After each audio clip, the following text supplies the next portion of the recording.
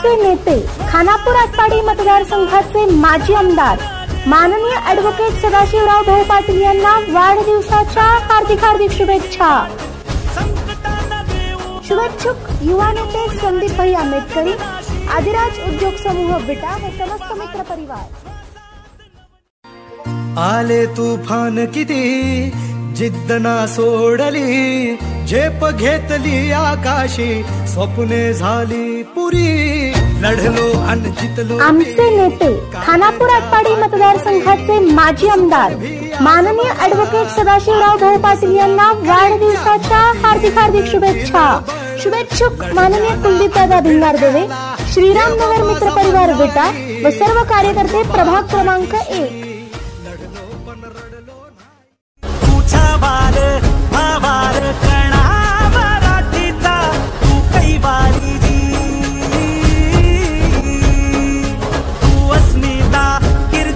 आमचे नेते खानापूर आटपाडी मतदारसंघाचे माजी आमदार माननीय ॲडव्होकेट सदाशिवराव भाऊ पाटील यांना वाढदिवसाच्या हार्दिक शुभेच्छा। शुभेच्छुक माननीय किरण शेठ सुर्वे, मयूर ज्वेलर्स व मयूर पोल्ट्री फार्म। हे धरणीची हाल तुला जीवाचं रान करत, पेटून राहू भार वादळ वाऱ्यातील, पडू दे ठिणगी लागू दे बनवा, आईचं ऋण फेड तू। आमचे नेते खानापूर आटपाडी मतदारसंघाचे माजी आमदार माननीय ॲडव्होकेट सदाशिवराव भाऊ पाटील यांना वाढदिवसाच्या हार्दिक शुभेच्छा। शुभेच्छुक श्रीनाथ गणेशोत्सव मंडळ, नाथ गल्ली विटा, बाल गणेश मित्र मंडळ, सुतार गल्ली, समस्त नाथ गल्ली, ब्राह्मण गल्ली, सदाशिव भाऊ प्रेमी विटा।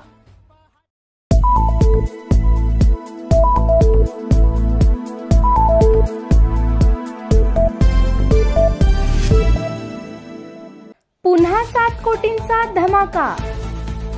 विजयनगरमध्ये साठवण तलाव भूमिपूजन व विविध विकास कामांचे उद्घाटन। विजयनगर गावाच्या विकासाच्या दृष्टीने महत्त्वपूर्ण ठरलेला एक भव्य कार्यक्रम नुकताच उत्साहात पार पडला।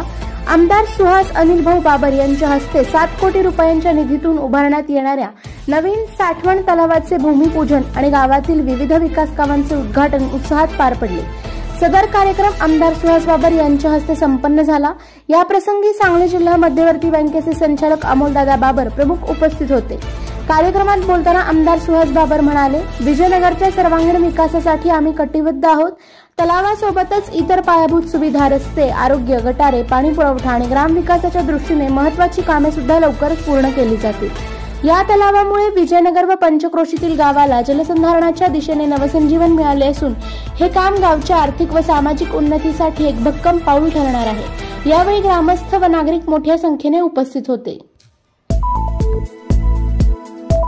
यंदाचा क्रांतिसिंह नाना पाटील पुरस्कार पंजाबचे कृषी शास्त्रज्ञ प्राध्यापक जगनमोहन सिंग यांना। कॉम्रेड पाटील यांची माहिती। यंदाचा क्रांतिसिंह नाना पाटील पुरस्कार पंजाबमधील कृषी शास्त्रज्ञ प्राध्यापक जगमोहन सिंग यांना देण्यात येणार आहे अशी माहिती क्रांतिसिंह नाना पाटील लोक विद्यापीठाचे कॉम्रेड सुभाष पाटील यांनी दिली आहे। कॉम्रेड पाटील म्हणाले, प्राध्यापक जगनमोहन सिंग हे पंजाबमधील फार मोठे कृषी शास्त्रज्ञ असून ते शहीद भगतसिंग यांचे भाचे आहेत।